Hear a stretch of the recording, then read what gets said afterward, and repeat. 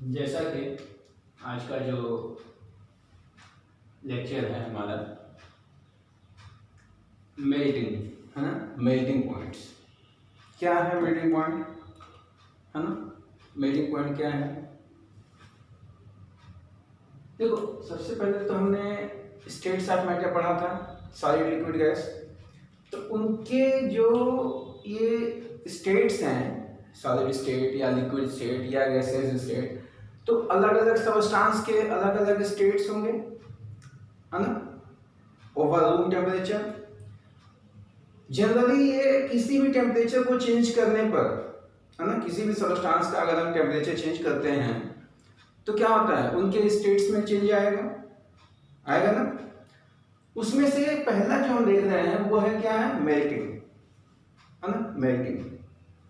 तो मेल्टिंग क्या है, किसी भी सबस्टांस का मेल्ट होना, पिघलना है ना, मेल्टिंग कहलाता है। बट हर एक सबस्टांस का एक मेल्टिंग पॉइंट होगा, ठीक।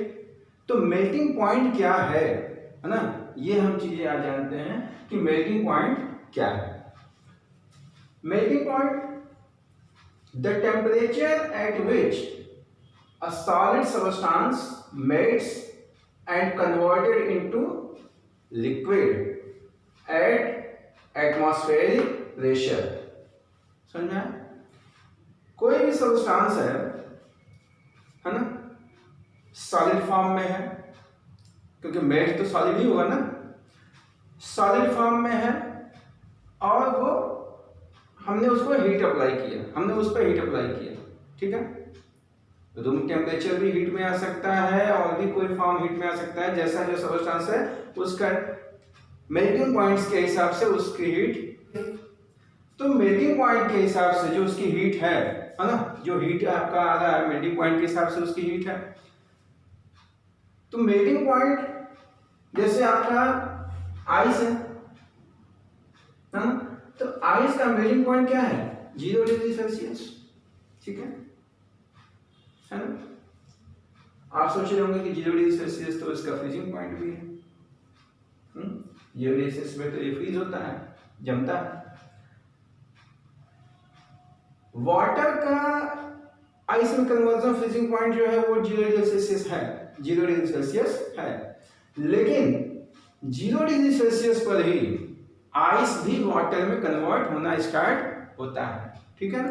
ये दोनों एक दूसरे से इंटर कन्वर्ट होते हैं at the same temperature.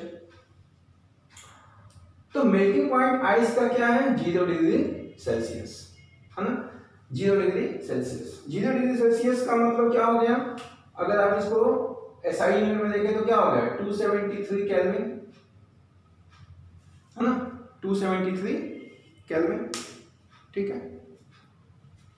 273 kelvin हम जनरली बोलते हैं 273 केल्विन। एक्चुअल वैल्यू जो केल्विन की होती है 0 डिग्री सेल्सियस की, तो 0 डिग्री सेल्सियस इक्वल टू 273.15 के, ठीक है।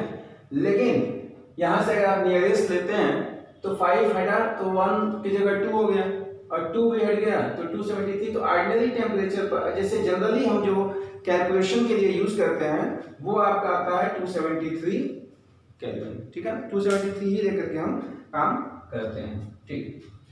तो 273 0 डिग्री सेल्सियस के लिए हो गया इसका। Melting of wax 63 degree Celsius है, इसमें भी आप 273 प्लस करेंगे तो जो वैल्यू आएगी वो केल्विन में आएगी। Melting point of iron 1538 degree Celsius, melting point of copper 1083 degree Celsius, ठीक है।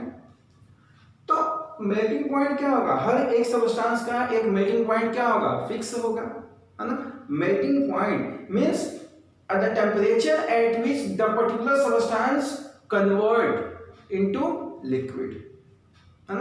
मतलब जब तक उस टेम्परेचर पर वो सबस्टांस रीच नहीं करेगा, पहुंचेगा नहीं, तब तक उसकी मेल्टिंग नहीं होगी।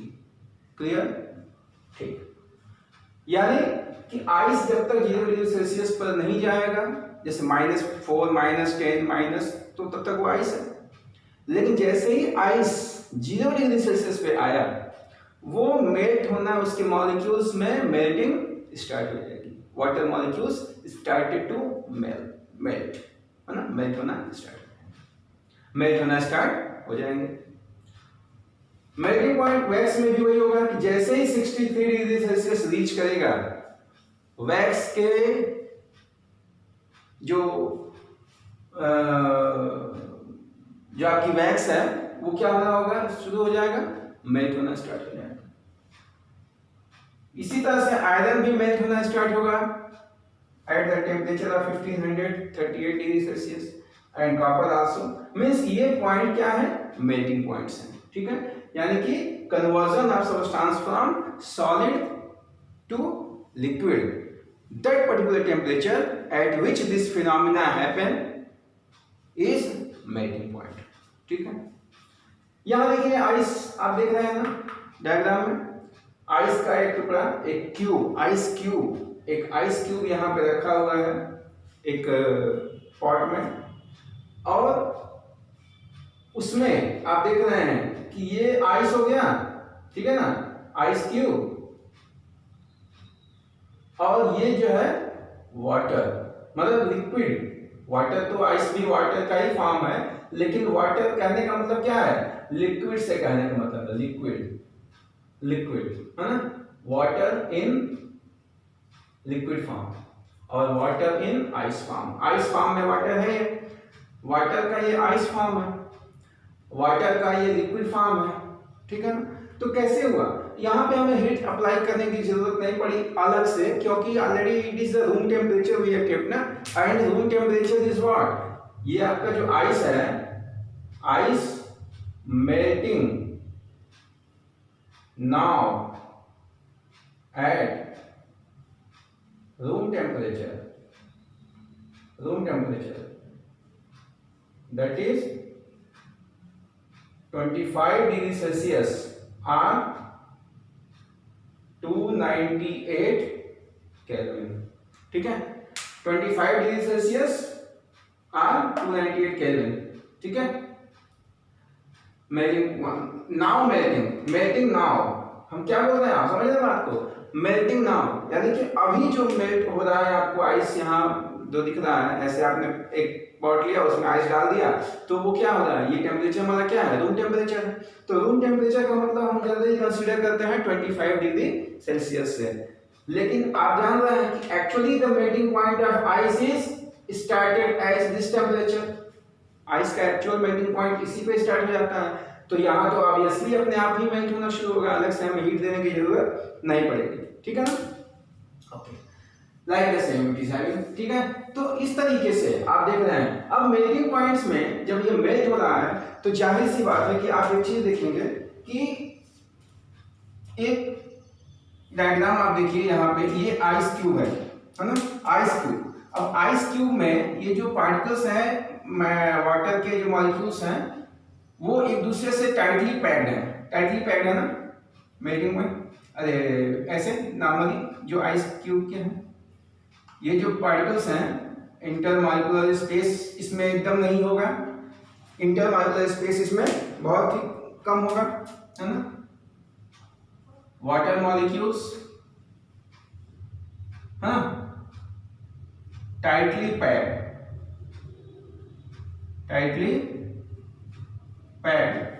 है ना, व्हेन